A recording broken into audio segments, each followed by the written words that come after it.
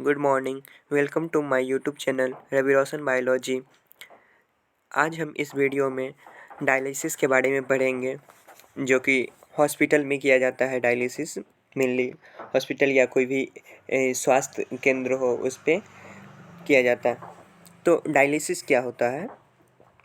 तो dialysis is a process और we can say that it is a suitable for kidney to remove waste materials from blood when kidney stop working. ये क्या होता है? Dialysis एक ऐसा process है जिसमें जब हमारा किडनी जो है सो वर्क करना बंद कर देता है, जब हम कह सकते हैं किडनी हमारा जब ख़राब हो जाता है, तो उस समय उसमें प्रॉपर तरीके से वेस्ट मटेरियल का ब्लड से साफ़ नहीं हो पाता है। तो उस प्रोसेस को करने के लिए जो है हम क्या करते हैं? डायलिसिस करते हैं। क्लियर? जब जो है किडनी हमारा ख़राब हो जाए, किडनी का क्या काम है? किडनी जो है सो हमारे ब्लड में जितने भी वेस्ट मटेरियल्स होते हैं उसे क्या करते हैं? वो साफ़ करने का काम करते हैं और यूरिन के द्वारा उसे निकालने का काम करते हैं। लेकिन अगर जब हमारा किडनी ही ख़राब हो जाएगा तो हम मतलब सही से नहीं हो पाएगा ब्लड का, इसलिए ब्लड को हम प्योर करने के लिए, सही करने के लिए, उससे वेस्ट मटेरियल बाहर निकालने के लिए हम क्या करते हैं? डायलिसिस का प्रोसेस करते हैं। तो इसका इंडिकेशन क्या है? इंडिकेशन क्या क्या हो सकता है? मतलब किस कारण से जो है, किस कारण, कैसा कारण होगा जिसमें हम डायलिसिस करते हैं? तो फर्स्ट है क्या? Acute kidney injury. अगर किडनी इंजरी हुआ है, तीव्र तीव्र किडनी इंजरी हुआ है इसमें, या फ्लूइड ओवरलोड, अगर अधिक मात्रा में फ्लूइड हो गया है किडनी में, और एक्यूट पॉइजनिंग, अगर पॉइजनिंग है, पॉइजनिंग कंडीशन में भी हम करते हैं। और रीनल फेलियर, जब रीनल हमारा किडनी अगर फेल हो जाता है, तो ये सब कंडीशंस हैं जिस कंडीशंस में हम क्या करते हैं? किडनी मतलब डायलिसिस करते हैं, ब्लड का प्यूरिफिकेशन करते हैं। नेक्स्ट है ऑब्जेक्टिव्स। इसका सिद्धांत क्या क्या है? तो इससे क्या क्या होता है इसमें? इसका ऑब्जेक्टिव्स, मेन उद्देश्य ये है क्या कि to remove waste product from blood like urea, creatinine, uric acid etcetera. इस डायलिसिस क्या होता है? डायलिसिस करने से तो ब्लड में जो यूरिया, क्रेटिनिन, यूरिक एसिड, ये सब जो वेस्ट प्रोडक्ट्स हैं, इसे निकाला जाता है। और नेक्स्ट क्या है? To remove excess fluid from body. और हमारे बॉडी में अगर फ्लूइड का मात्रा बहुत अधिक हो गया है, एक्सेस हो गया है, तो उसे भी क्या रिमूव करने के लिए डायलिसिस किया जाता है। नेक्स्ट है मेथड। इसका जो मेथड्स है ये मेनली दो प्रकार का होता है। एक हेमोडायलिसिस, जिसमें हम ब्लड का डायलेशन करते हैं, और दूसरा है पेरिटोनियल डायलिसिस। एक में हम पेरिटोनियल कैविटी में जो है सो कैथेटर डाल के उसका हम प्यूरिफिकेशन करते हैं ब्लड का। तो फर्स्ट ऑफ ऑल हम पढ़ेंगे हेमोडायलिसिस। हेमोडायलिसिस क्या होता है? तो इसके अलग अलग स्टेप करके हैं। तो इसमें देखिए फर्स्ट क्या है टॉपिक, फर्स्ट पॉइंट क्या है हेमोडायलिसिस का? It is a form of dialysis. ये क्या है? एक फॉर्म है डायलिसिस का, in which blood from body is continued pass through a dialyser machine to remove waste product from blood. इसमें जो है सो क्या किया जाता है? हेमोडायलिसिस क्या होता है? तो हेमोडायलिसिस एक ऐसा फॉर्म है डायलिसिस का जिसमें जो है सो ब्लड को कंटिन्यूसली, एक डायलिजर मशीन होता है, डायलिजर मशीन होता है, उससे कंटिन्यूसली क्या किया जाता है? पास किया जाता है। क्यों पास किया जाता है? तो वेस्ट प्रोडक्ट को ब्लड से बाहर निकालने के लिए। नेक्स्ट पॉइंट है it should be done 3 time a week. ये जो है सो हफ्ता में हेमो डायलिसिस जो है ये हफ्ता में 3 बार किया जाता है। 1 डायलिसिस टेक्स 4 to 6 आवर। और एक डायलिसिस जो होता है, एक डायलिसिस में समय टोटल कितना लगता है? तो 4 से 6 घंटा समय लगता है एक डायलिसिस कंप्लीट, मतलब एक दिन में जो लगता है समय, उस 4 से 6 घंटा में कंप्लीट होता है एक डायलिसिस का process. It normally done in health care centre. ये जो है सो नॉर्मली, जो सामान्य रूप से हेल्थ केयर सेंटर पर किया जाता है। नेक्स्ट इसका प्रोसीजर, इसका प्रक्रिया क्या है? हेमोडायलिसिस जो हम करते हैं तो इसका प्रक्रिया क्या है, कैसे ये परफॉर्म किया जाता है?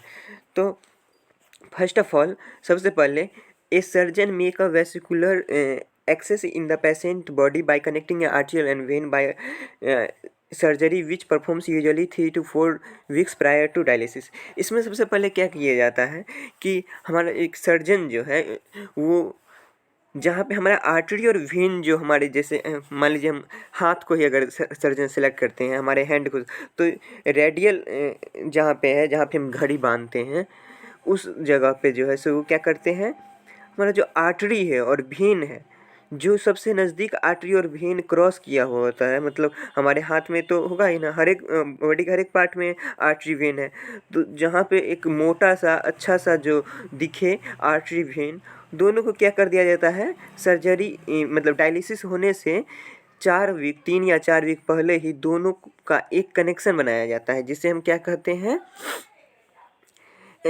फिस्टुला एक निर्माण किया जाता है। जैसे ये तो आर्टरी हो गया, ये वेन हो गया, दोनों अलग अलग जाता है, लेकिन दोनों को हम क्या करते हैं, उसमें सर्जन की तरह क्या किया जाता है, दोनों का एक कनेक्शन बना दिया जाता है, जैसे इधर से ब्लड आया और डायरेक्ट यहाँ से ये चला जाता है, वापस चला जाता है। तो इसमें क्या किया जाता है, एक फिस्टुला बनाया जाता है, जिसमें क्या किया जाता है, आर्टरी और वेन को जोड़ा जाता है। तो एक चीज़ यहाँ याद रखिए, फिस्टुला क्या हो गया, फिस्टुला क्या कहलाता है, तो connection of two tube is known as fistula. Next point क्या है, ये तो क्लियर हो गया कि सबसे पहले 3 से 4 वीक पहले जो है डायलिसिस करने से पहले क्या करना है, हमें वो एक फिस्टुला निर्माण करना है, उसमें आर्टरी और वेन को दोनों का एक सेम कनेक्शन बनाना है। अब है for dialysis 2 needle inserted into skin. Dialysis के लिए जो 2 नीडल को इंसर्ट किया जाता है स्किन के अंदर। First one for removing blood from body and second one is from receiving filter blood from the dialysis machine. First पहला कैसा, तो जैसे मान लीजिए ये आर्टरी है, ये हमारा आर्टरी हो गया और ये हमारा वेन है, दोनों का हम कनेक्शन किए, दोनों का कनेक्शन कर दिया, आर्टरी और वेन का कनेक्शन हम किए, और 2 नीडल डालना है। एक नीडल ये हमारा आर्टरी में रहेगा, जिससे ब्लड मशीन में आएगा, और एक हमारा वेन में रहेगा, जिससे ये मशीन से प्यूरीफाई होने के बाद फिर वेन में वापस चला जाएगा। क्लियर। नेक्स्ट पॉइंट क्या है, dialysis machines contain a semi permeable membrane which remove waste products from blood. Dialysis machine में क्या होता है, एक सेमी परमिएबल मेम्ब्रेन होता है। सेमी परमिएबल मेम्ब्रेन क्या होता है, जो अर्ध पारदर्शी मेम्ब्रेन होता है, जो कि जो अनवांटेड प्रोडक्ट्स है, जिसका हमें यूज नहीं है, वो क्या करता है, वो छन के बाहर चला जाता है, एक जगह कलेक्ट हो जाता है और वेस्ट मटेरियल मतलब ब्लड से बाहर निकल जाता है। हेपरिन में also mixed into blood during dialysis to prevent clotting. और ये जो मशीन के जो ये कैथेटर है, उसमें जो है हेपरिन भी मिलाया जाता है, इसलिए क्योंकि जो है हेपरिन क्या है, एक एंटीकोगुलेंट है, जो ब्लड को थक्का नहीं होने देता है, तो इसलिए जो है सो हेपरिन हम मिलाते हैं, जिससे कि ब्लड क्लॉट नहीं करे उसका, पेशेंट का। अब इसका कॉम्प्लिकेशन क्या क्या हो सकता है, जटिलताएं क्या क्या देखने को इसमें मिल सकते हैं, तो इन्फेक्शन हो सकता है, हाइपरटेंशन, शॉक हो सकता है, लॉस ऑफ ब्लड हो सकता है, ब्लड की कमी, ischaemia of hand. Ischaemia of hand क्या हुआ कि इस्चेमिया मतलब होता है ब्लड का सप्लाई नहीं होना, हैंड में ब्लड का सप्लाई होना बंद हो सकता है। कैथेटर क्लॉटिंग, कैथेटर क्लॉट कर सकता है, ये सब क्या कॉम्प्लिकेशन इसमें पाए जाएंगे। ये देखिए, इस डायग्राम से अगर हम समझना चाहें तो इसमें देखिए, डायग्राम देखिए कितना अच्छा से है। इसमें एक पेशेंट है, यहाँ ये फिस्टुला बनाया गया, 2 कनेक्शन को एक जगह जोड़ा जाता है, वो फिस्टुला हो गया। तो इससे एक जो है, एक से ये जा रहा है, एक से ये क्या हो रहा है, नहीं ये इधर से, ये एक से ये निकल के जा रहा है, और ये मशीन में ये डायलिसिस हुआ, और यहाँ देखिए ये बीच में क्या दिया गया है, हेपरिन दिया गया है, जो कि क्लॉटिंग को प्रिवेंट करेगा। ये डायलिसिस इनफ्लो प्रेशर मॉनिटर है, ये कितना प्रेशर में जा रहा है वो मॉनिटर करने का काम करता है। ये आर्टरियल प्रेशर मॉनिटर है, ये आर्टरी से ब्लड का प्रेशर कितना तेज़ी से आ रहा है वो शो करता है। ये यूज्ड डायलिसेट, यहाँ पे ये एक थी डायलिस, यहाँ पे जो है सो सेमी परमिएबल मेम्ब्रेन इसी में लगा हुआ है, जिसके कारण वो क्या होता है, डायलेसेट होता है, यहाँ पे डायलेट होता है। ये यही है एक डायलाइजर, जिसको डायलाइजर कहते हैं, इसी में सेमी परमिएबल मेम्ब्रेन लगा होता है यहाँ। उसके बाद ये जो है फ्रेश डायलेसेट है, और यहाँ फ्रेश होने के बाद जो है ये इसमें फिर वापस चला आता है, किस में आ जाता है, वेन में चला जाता है, फिर हमारे बॉडी में वो चला जाता है। क्लियर। क्लीन ब्लड यहाँ से जो आएगा सो क्या आएगा, क्लीन ब्लड आएगा, यहाँ क्रॉस करने के बाद जो आएगा बाहर निकलेगा वो क्लीन ब्लड होगा हमारा। क्लियर। अब नेक्स्ट वो तो हमारा ये हेमोडायलाइजर कंप्लीट हो गया। अब सेकंड क्या है हमारा, सेकंड हमारा है क्या, पेरिटोनियल डायलिसिस। पेरिटोनियल डायलिसिस क्या होता है? तो it is another form of dialysis. ये जो है सो डायलिसिस का एक दूसरा प्रकार है, जिसमें क्या किया जाता है, in which peritoneum layer of abdominal work as semi permeable membrane to remove toxins and waste materials from blood. इसमें जो है सो हम अपना हमारे जो बॉडी का पेरिटोनियल लेयर होता है उसी को क्या किया जाता है, एक सेमी परमेबल मेम्ब्रेन की तरह काम करवाया जाता है, जिसके कारण क्या होता है कि टॉक्सिन और वेस्ट मटेरियल जो है सो ब्लड से बाहर आ जाता है। तो इसका एडवांटेज क्या क्या है, इसके फ़ायदे क्या क्या हैं, मतलब सॉरी, एडवांटेज ओवर हेमोडायलिसिस। इसका जो एडवांटेज है सो हेमोडायलिसिस जो करते हैं उसके अपेक्षा इसका जो एडवांटेज है, विशेषताएं क्या क्या हैं, उसके कंपेरिजन में इसका एडवांटेज क्या क्या है। तो it is economical then hemodialysis. ये जो है सो हेमोडायलिसिस जो हम करते हैं उसके अपेक्षा ये बहुत ही सस्ता है। इकोनॉमिकल मतलब क्या, मतलब ये कम खर्च में भी हो जाएगा। Relatively simple and easy use. ये जो है सो उसके अपेक्षा बहुत ही सिंपल और आसानी से होने वाला डायलिसिस प्रोसेस है। मोर liberal diet and fluid intake. इसमें जो है सो अधिक मात्रा में लिबरल डाइट और फ्लूइड का इंटेक होता है। क्लियर। अब इसका प्रोसीजर कैसे करते हैं, कैसे कैसे मतलब ये फॉलो किया जाता है, इसका प्रक्रिया क्या होता है, किसका प्रक्रिया, पेरिटोनियल डायलिसिस का प्रक्रिया क्या होता है, तो अब ये हम पढ़ेंगे। तो first of all indwelling catheter is inserted in peritoneum cavity by surgery. इसमें जो है सो एक कैथेटर को सबसे पहले क्या किया जाता है, उसके पेशेंट के पेरिटोनियम कैविटी में, जैसे मान लीजिए हमारा पेरिटोनियम कैविटी है, तो इसमें जो है सो एक कैथेटर क्या किया जाता है, इंसर्ट किया जाता है पेरिटोनियम कैविटी में। जो है पेशेंट के पेरिटोनियम कैविटी में एक इंड्यूलिंग कैथेटर क्या किया जाता है, इंसर्ट किया जाता है। या इस तरह से देखिए, डायग्राम से हम बताते हैं। देखिए एक कैथेटर को क्या किया गया, उसके पेरिटोनियम कैविटी में, पेशेंट के पेरिटोनियम कैविटी में इंसर्ट किया गया है। क्लियर। और ऊपर एक बैग है, वो अभी हम आगे बता रहे हैं बैग में क्या होता है।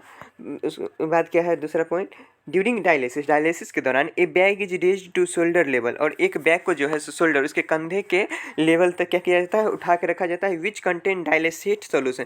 जिसमें क्या होता है, डायलिसेट सोल्यूशन होता है, डायलिसेट सोल्यूशन है। ड्यू टू ग्रेविटी सोल्यूशन कारण flow inside peritoneum cavity. Gravity मतलब वो ऊपर रखा गया है, तो ग्रेविटी के कारण तो वो जो डायलिसेट सोल्यूशन है वो तो नीचे ही आएगा, क्योंकि हम उसके शोल्डर लेवल के ऊपर रखे हैं। तो वो सारा जो सोल्यूशन है वो कहाँ चला जाएगा, हमारा पेरिटोनियम कैविटी में चला जाएगा। This solution mixed with waste material inside cavity in 4 to 6 hour. ये जो सॉल्यूशन गया है हमारे पेरिटोनियम कैविटी में, वो क्या करता है कि जितने भी वेस्ट मटेरियल है उसको क्या करता है, वो एब्जॉर्ब कर लेता है। 4 से 6 घंटे के भीतर जो है सो सारे वेस्ट मटेरियल को एब्जॉर्ब कर लेता है। आफ्टर 4 to 6 आवर, 4 से 6 घंटे के बाद दिस सॉल्यूशन इज ड्रेन्ड और remove in A drainage bag. 4 से 6 घंटे के बाद हम क्या करते हैं, वो जो उसके पेरिटोनियम कैविटी में हम कैथेटर लगाए थे वो तो हम ऊपर मतलब बैग टांग दिए थे।